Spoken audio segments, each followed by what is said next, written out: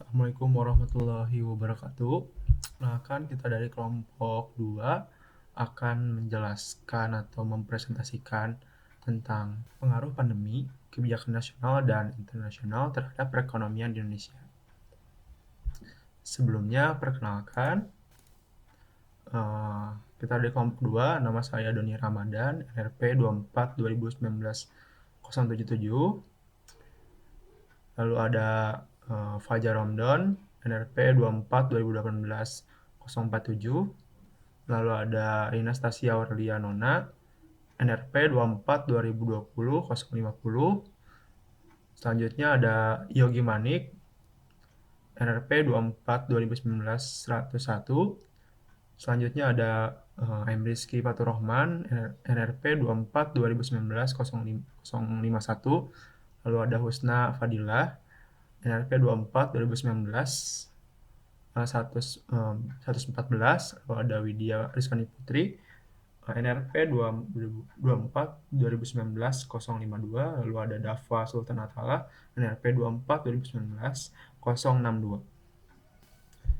Nah, di sini kita akan menjelaskan ada 5 bagian atau 5 bahan yang akan kita paparkan. Materi yang pertama adalah gimana sih pandemi COVID-19 dan pengaruhnya terhadap perekonomian global. Lalu yang kedua adalah resesi, penyebab dan kondisi saat ini. Karena saat ini sangat marak ya dibicarakan bahwa Indonesia tuh masuk jurang resesi dan sebagainya. Nanti kita tahu lebih lanjutnya di pembahasan nomor 2. Selanjutnya, yang ketiga adalah kebijakan negara-negara internasional terhadap pemulihan ekonomi akibat pandemi COVID-19 ini. Seperti yang kita tahu bahwa COVID-19 ini bukan hanya mempengaruhi kesehatan warga dunia, tetapi mempengaruhi ekonomi global, sehingga kita bisa tahu negara-negara mengalami beberapa resesi dan terpuruknya ekonomi. Nah, berbagai negara itu sendiri juga treatment terhadap pandemi dan ekonominya itu berbeda-beda. Nanti kita akan lebih tahu tentang gimana sih kebijakan negara-negara lain dalam pemulihan ekonomi dan pandemi akibat pandemi ini. Nanti kita akan lebih tahu di materi ketiga.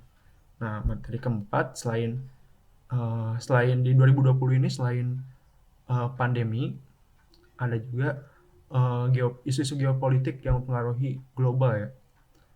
Ada isu perang dagang Cina dan Amerika, isu-isu perang di Armenia atau di sebagainya, terus isu-isu geopolitik Iran Amerika, nanti kan akan kita lebih bahas di poin nomor 4. Nah, materi yang kelima atau yang terakhir, kita konklusikan semua ini, jadi dampak pandemi dan geopolitik itu terhadap perekonomian Indonesia sendiri.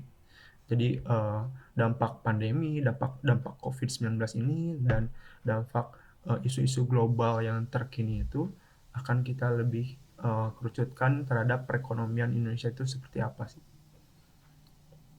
Nah, selanjutnya akan dibahas tentang pandemi COVID-19 dan pengaruhnya terhadap perekonomian global, akan dibahas oleh M. Rizky Faturrahman. Silahkan. Oke, jadi kita langsung aja masuk ke materi yang pertama, di mana pengaruh pandemi COVID ini terhadap perekonomian global. Jadi, seperti yang kita tahu, di awal bulan Januari sampai Februari tahun 2020 itu, si COVID-19 ini belum menjadi ancaman yang sangat serius bagi seluruh dunia, terutama untuk Indonesia. Dan dengan adanya pandemi ini, cukup menjadi tantangan yang besar bagi para pemimpin yang ada di seluruh negara. COVID-19 ini bukan hanya mengancam nyawa manusia, tapi juga akan membuat mesin perekonomian di dunia itu ikut melambat, bahkan yang paling parah bisa menyebabkan matinya ekonomi global. Virus ini tuh nggak cuma menginfeksi jutaan orang di seluruh dunia, tapi membatasi mobilitas manusia dan barang yang beredar ke seluruh dunia. kebijakan lockdown yang diterapkan di berbagai negara dengan tujuan untuk membendung penyebaran COVID-19 ini secara tidak langsung menyebabkan gelombang ekonomi mati di seluruh dunia. Rantai pasok global juga ikut terhambat sehingga mengganggu produksi dan konsumsi masyarakat. Oke, pengaruh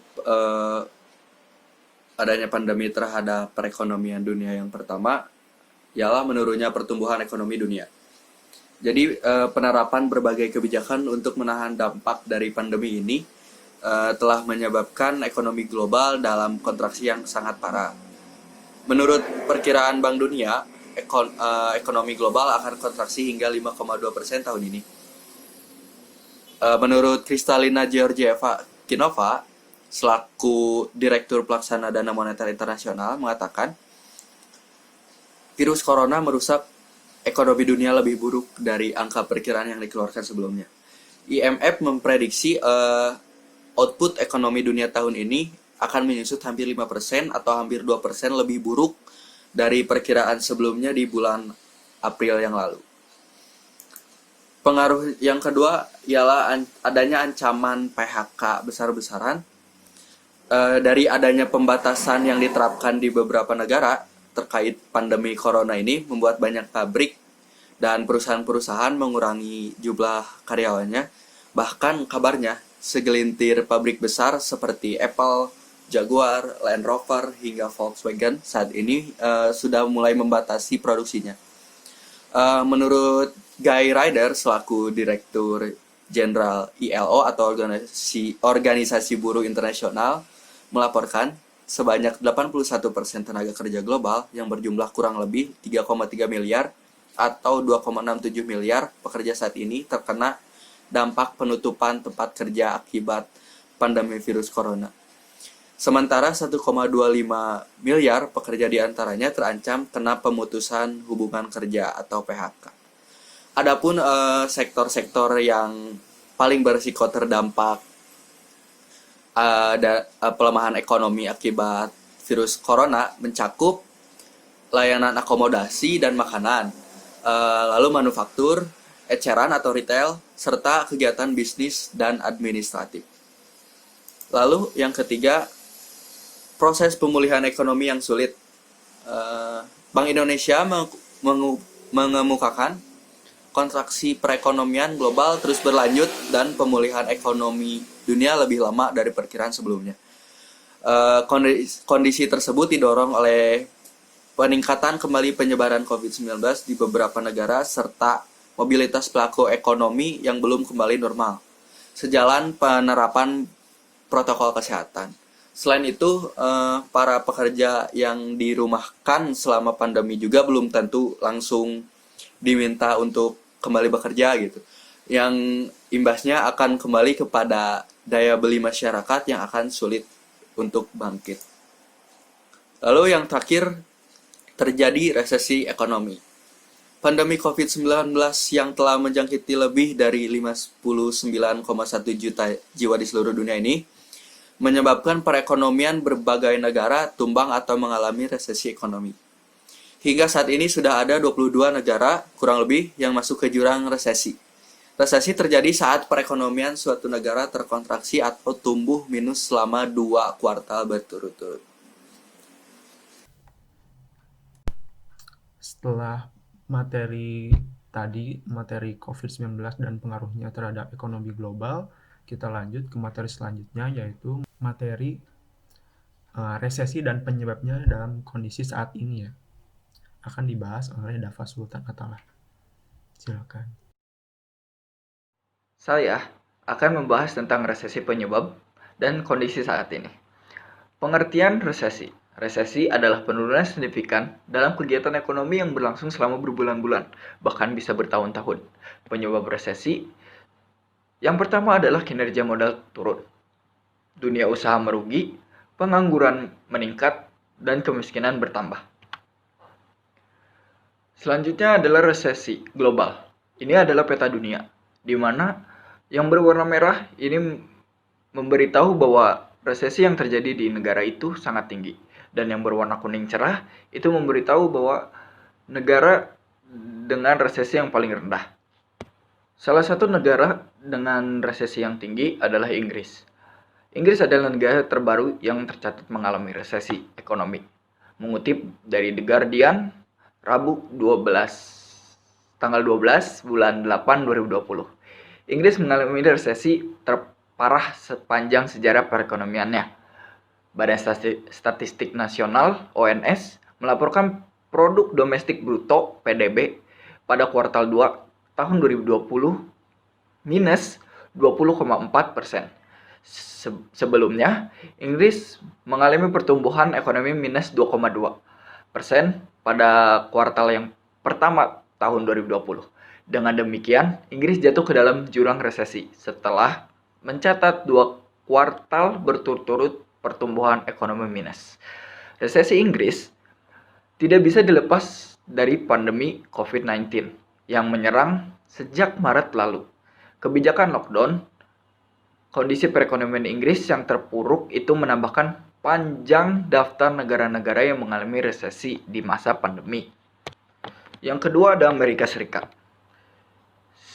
Sebagai kita tahu bahwa Amerika Serikat adalah pemegang pasar dunia, Amerika sendiri mendapatkan resesi.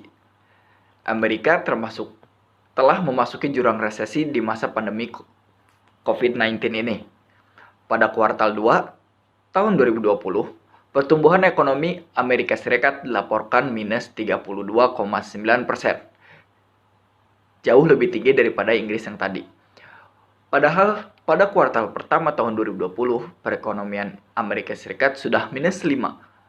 Kontraksi pertumbuhan ekonomi ini terjadi lantaran adanya penurunan tajam dan konsumsi rumah tangga, ekspor, produksi, investasi, serta belanja pemerintah lokal maupun negara bagian.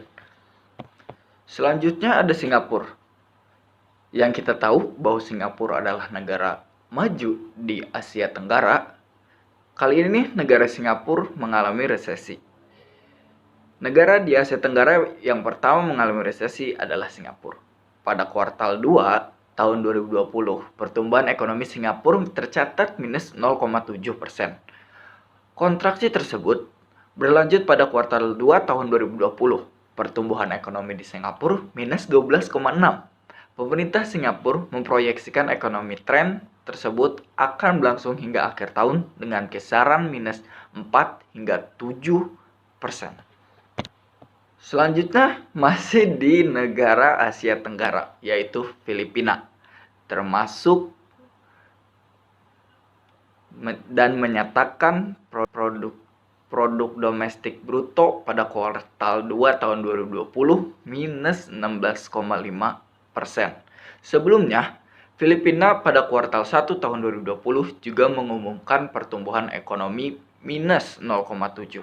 Sektor utama penyumbang penyusutan ekonomi Filipina adalah manufaktur, konstruksi, serta transportasi dan penyimpanan. Selanjutnya ke negara tercinta kita ini, resesi yang ada di Indonesia. Bisa kita lihat seperti peta yang sebelumnya, bahwa semakin merah warnanya, resesinya semakin tinggi. Mari kita bahas tentang pertumbuhan ekonomi kuartal 1 dan 2 tahun 2018 sampai 2019, di mana tahun itu adalah tahun di mana pra COVID-19 ini ingin dimulai. Berkisaran pada angka 5%. Penurunan mulai terjadi pada tahun ini.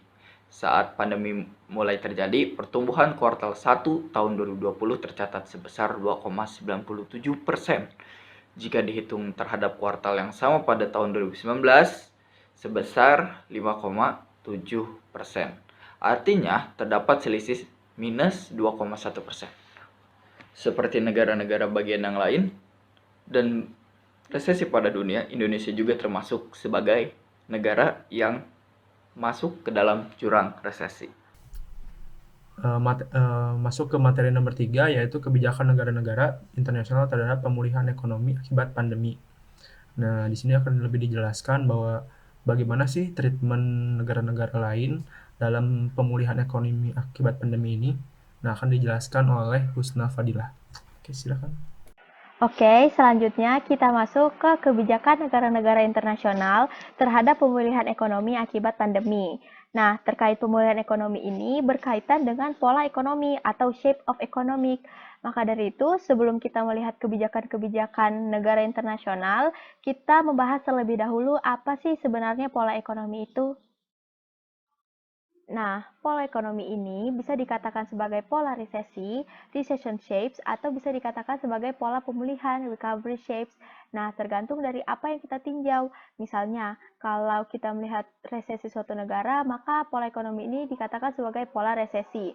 Begitupun sebaliknya, karena kita sekarang melihat kebijakan suatu negara, pemulihannya seperti apa akibat pandemi ini, maka pola ekonomi ini dikatakan sebagai pola pemulihan.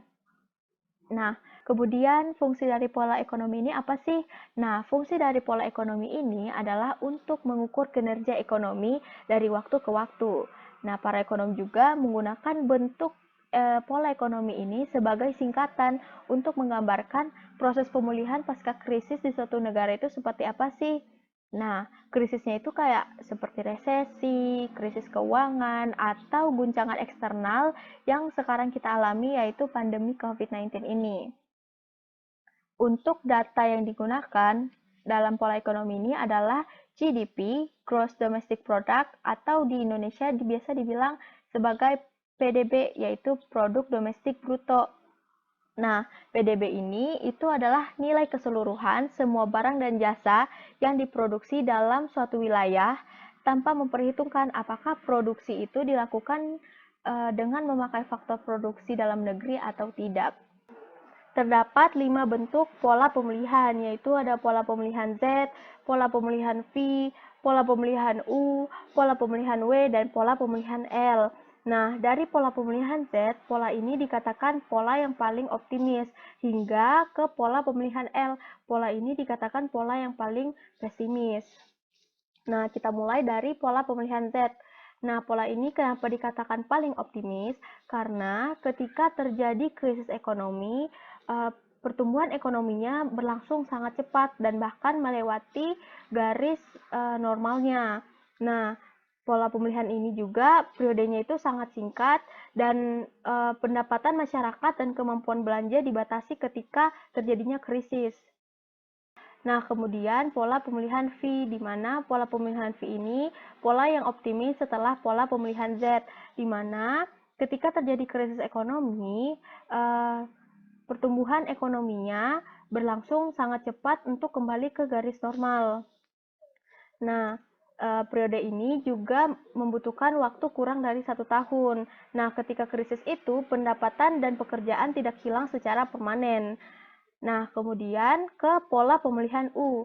Nah, pola pemulihan U ini ketika terjadi krisis ekonomi, untuk kembali ke garis normalnya membutuhkan waktu yang cukup lama ketimbang pola pemulihan V dan pola pemulihan Z.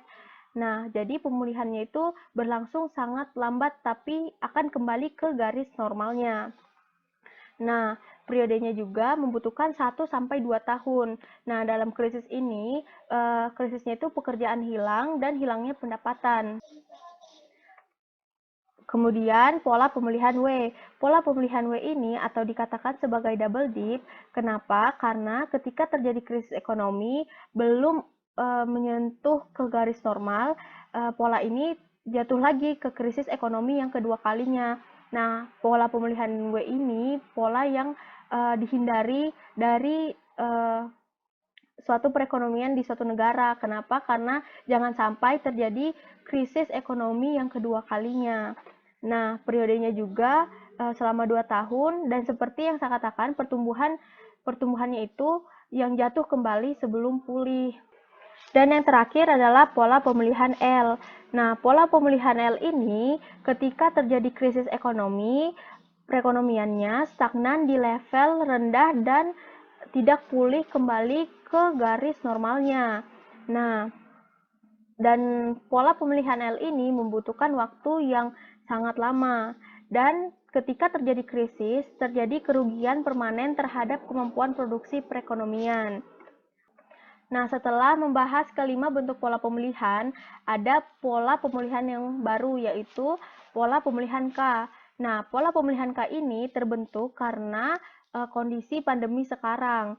Nah, pada grafik ini, ketika terjadi krisis ekonomi, ada beberapa sektor yang mengalami recovery yang sangat cepat, dan ada juga sektor-sektor yang bahkan tidak mengalami penaikan, malah makin menurun.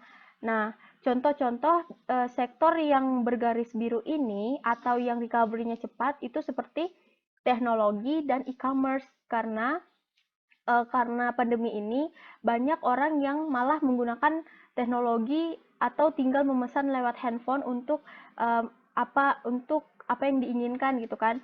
Nah, sedangkan yang garis pink ini itu contohnya seperti sektor pariwisata, sektor perhotelan, di mana karena kita lagi di rumah dan tidak bisa berpergian jauh, maka sektor-sektor inilah yang semakin menurun akibat pandemi.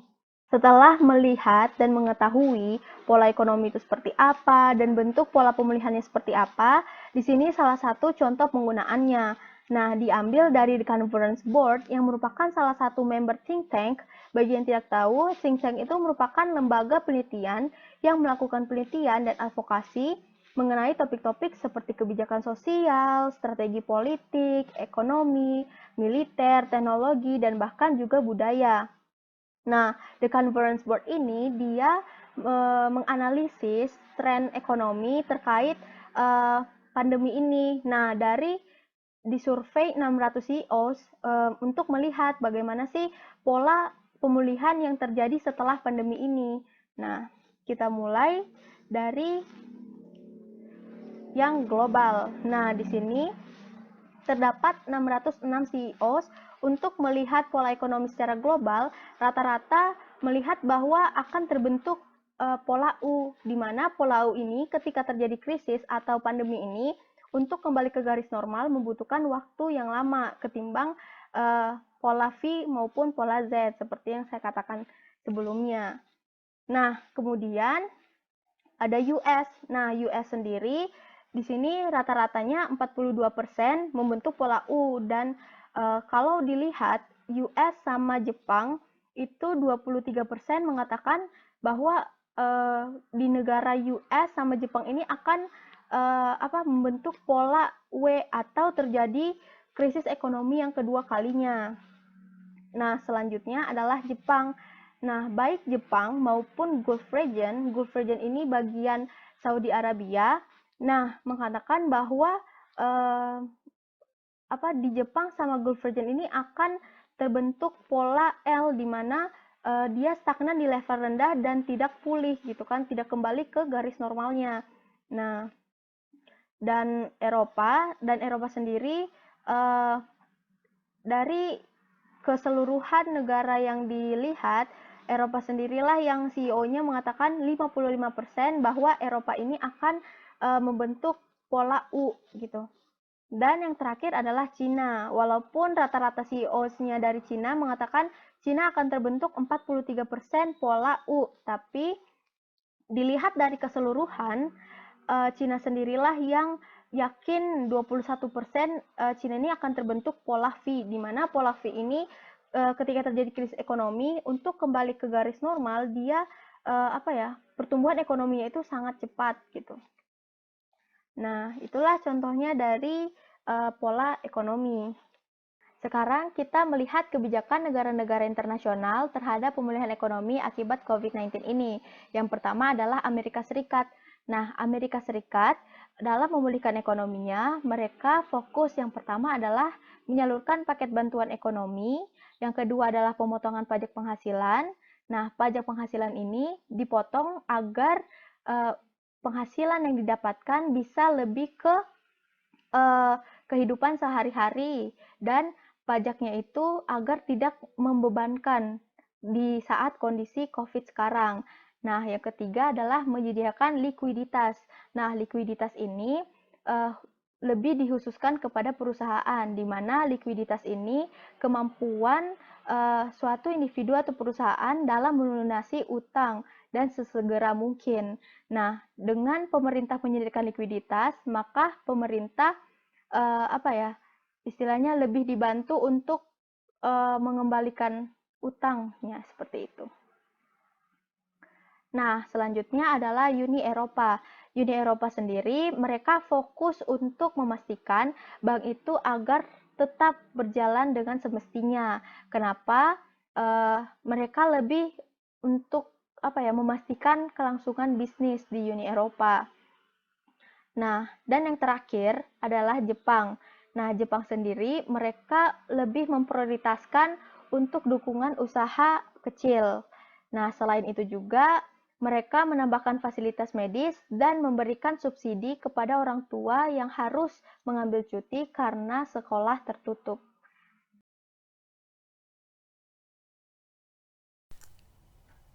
Masuk ke pembahasan yang keempat, yaitu adalah isu geopolitik dan dampak terhadap perekonomian global. Nah, di sini akan lebih dijelaskan bahwa isu yang 2020 atau isu sekarang itu bukan hanya pandemi, tapi banyak isu-isu global atau konflik-konflik global yang berpengaruh juga terhadap perekonomiannya. Nah, akan dijelaskan oleh Fajar Ramdan sama Widya Rizkani Putri. Silakan. Terdapat isu geopolitik dan dampaknya terhadap perekonomian global. Salah satunya yaitu perang dagang antara negara Amerika Serikat dan negara Cina, di mana hubungan antara kedua negara adidaya ini kerap menjadi sorotan publik di masa kepemimpinan Presiden Amerika Serikat yaitu Donald Trump. Kedua negara ini terlibat perang dagang hingga mempengaruhi sektor perdagangan sejak tahun 2019. Perang dagang ini bermula pada saat Trump yang kesal akibat neraca perdagangan yang selalu tercatat defisit dengan Cina. Hal ini menjadikan Amerika Serikat mengambil langkah proteksionisme yang bertujuan untuk memperbaiki neraca perdagangan Amerika Serikat, di mana langkah proteksionisme ini merupakan suatu kebijakan yang diambil oleh pemerintah di suatu negara yang mengarah kepada perlindungan ekonomi dan mengetatkan perdagangan. Kronologis perang dagang antara kedua negara ini diawali pada tanggal 22 Januari tahun 2018, di mana Amerika menaikkan bea masuk impor Cina.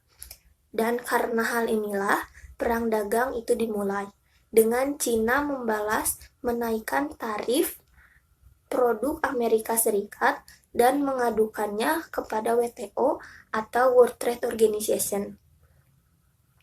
Lalu kemudian Departemen Perdagangan Amerika Serikat mengeluarkan kebijakan baru, yaitu melarang perusahaan telekomunikasi Cina membeli komponen Amerika Serikat selama 7 tahun. Dengan hal inilah, kedua negara ini melakukan pertemuan yang membahas tentang perang dagang tersebut. Namun, tidak menghasilkan jalan keluar dan perang dagang masih terus berlanjut. Hingga pada akhirnya, pertengahan Januari tahun 2020, kedua negara ini menekan kesepakatan damai dagang fase 1, di mana poin salah satu dalam kesepakatan tersebut yaitu Cina setuju dengan membeli produk dari Amerika Serikat. Untuk mencapai nilai kesepakatan, maka kedua negara tersebut menargetkan setiap tahun. Sejauh ini, Amerika Serikat dan Cina belum membahas lebih lanjut mengenai kesepakatan dagang fase 2. Trump mengatakan bahwa ia tidak berminat membicarakan hal ini dikarenakan pandemi. Dampak terbesar yang dapat dialami oleh perekonomian global adalah perlambatan pertumbuhan ekonomi didorong dengan penurunan tajam dalam aktivitas manufaktur dan perdagangan global yang dapat menyebabkan tarif yang lebih tinggi. Selain itu, adanya ketidakpastian kebijakan perdagangan yang berlangsung lama dan dapat merusak investasi dan permintaan barang modal. Hal ini disampaikan oleh Gita Gopinath selaku Kepala Ekonomi IMF bahwa pertumbuhan ekonomi terus melemah akibat meningkatnya hambatan perdagangan dan meningkatnya ketegangan geopolitik. Assalamualaikum warahmatullahi wabarakatuh. Perkenalkan, nama saya Fajar Ramdan Maulana, NPM 2018-047. Di sini saya akan menjelaskan isu geopolitik antara Amerika Serikat dengan Iran.